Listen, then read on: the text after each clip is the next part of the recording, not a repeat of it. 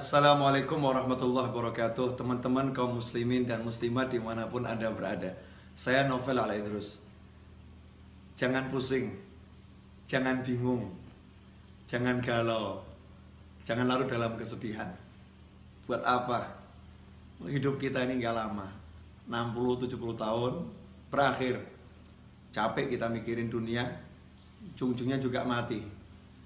Maka tinggalkan tuh semua yang buat kamu pusing, yang buat kita pusing, buat gak nyaman, buat gak enak. Tinggalkan semua.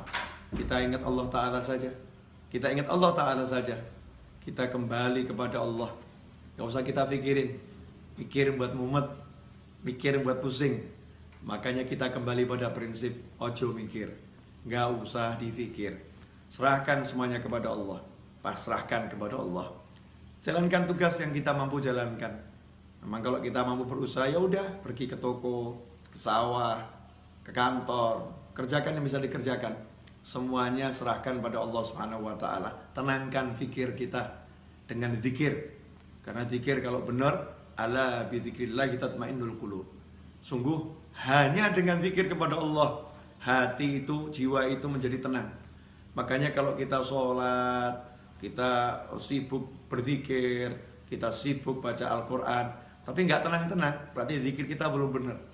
Karena Allah udah bilang, ala bizikrillah, hanya satu cara untuk menggapai ketenangan, zikir, ingat sama Allah Ta'ala. Yang sering terjadi dalam sholat kita nggak ingat Allah. Dalam sholat justru kita ingat masalah kita.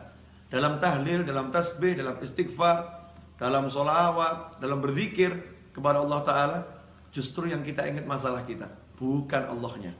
Tinggalkan tuh semua masalah, fokus pada Allah, pada Allahnya, zikirnya.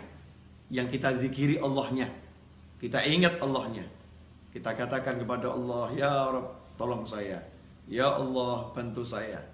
Berjalan terus, gak usah pikirkan masalah biar diselesaikan sama yang mengizinkan masalah itu sampai kepada kita. Kita pasrahkan kepada Allah, ya Allah tolong selesaikan masalah saya. Lakukan yang diperintahkan Allah. Kalau kita bertakwa, Allah udah jamin, wa may yattaqillaha yaj'al lahu makhrajan wa yarzuqhu min haitsu la yahtasib. Siapa yang bertakwa kepada Allah, apa itu takwa?